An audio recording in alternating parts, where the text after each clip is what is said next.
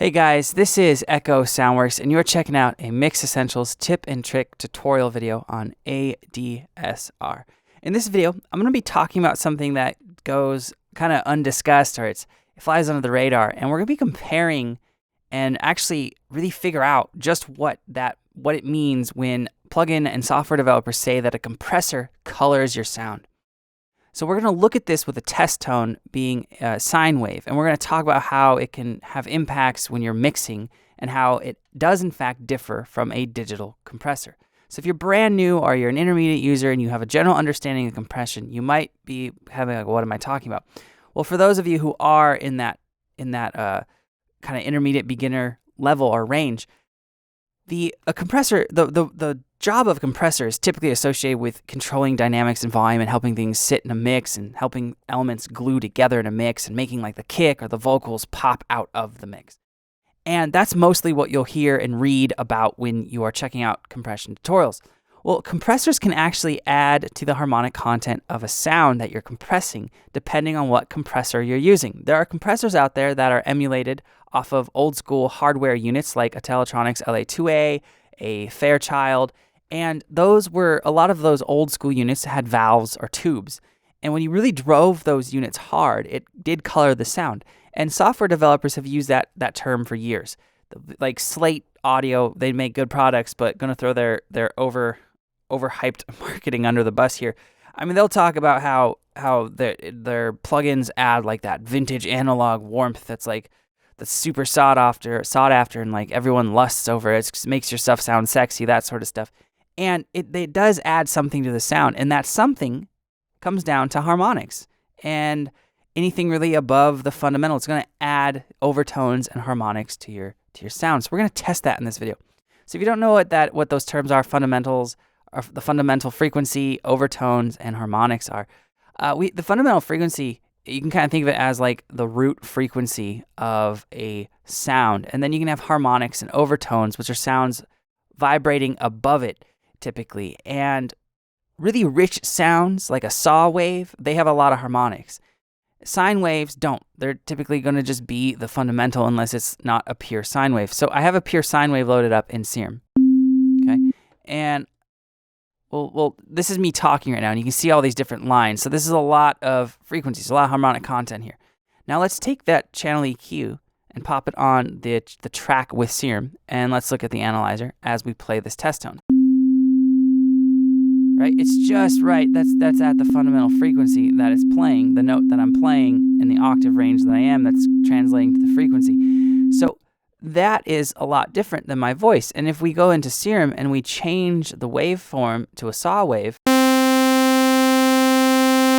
this down. Do you see all these lines right here? This is the fundamental frequency. These are harmonics and potentially even overtones.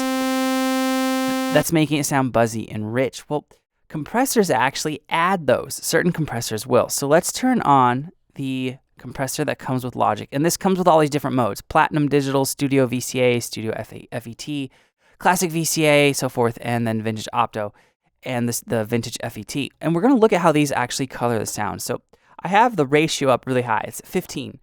So that's actually above compression. That's entering that limiting range. So let's keep this on. There it is on. And we'll turn this up. So there it is off and on. Okay, it's pretty close in gain. I'm not exactly matching the gain, but that's not super important for this video. So here it is on the Platinum Digital. And if this rings out for a while, let me turn the tempo down so this rings out longer without it restarting. It's still just the fundamental, right? If we turn this off, it did add some element to the descending part of the sound, but for the most part, this is just a digital compressor. Now, if we take this to the Vintage FET, do you see how it's actually adding this harmonic or overtone to the sound at about 700? It looks like about 780 hertz, right? And that's a Vintage FET. Let's look at the Vintage VCA. Same thing, right? This is adding 3. The Vintage VCA.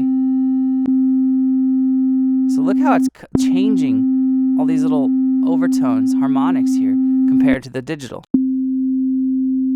right?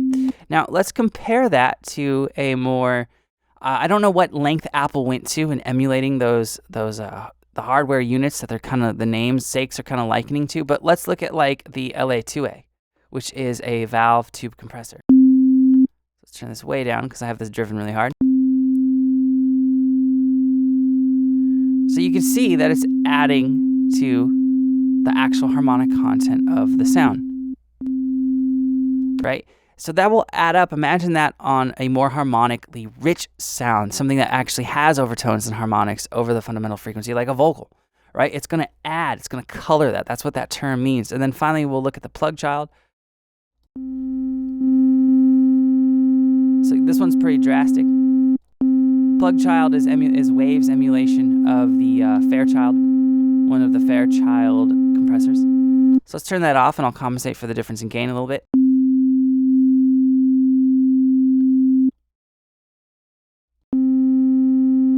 Right? It's adding those harmonics, overtones to the sound. So again, with something like a bass, maybe with if you're compressing your bass, this may make you think twice if you're having trouble in that specific mix where it's not fitting right, or maybe you don't, maybe there's you want it to pop out a little bit more because these compressors are going to add above the fundamental. So maybe you can get it to pop out because it's actually going to be entering potentially like the mids and the low mids of the frequency range. Vocals, obviously, it's really helpful.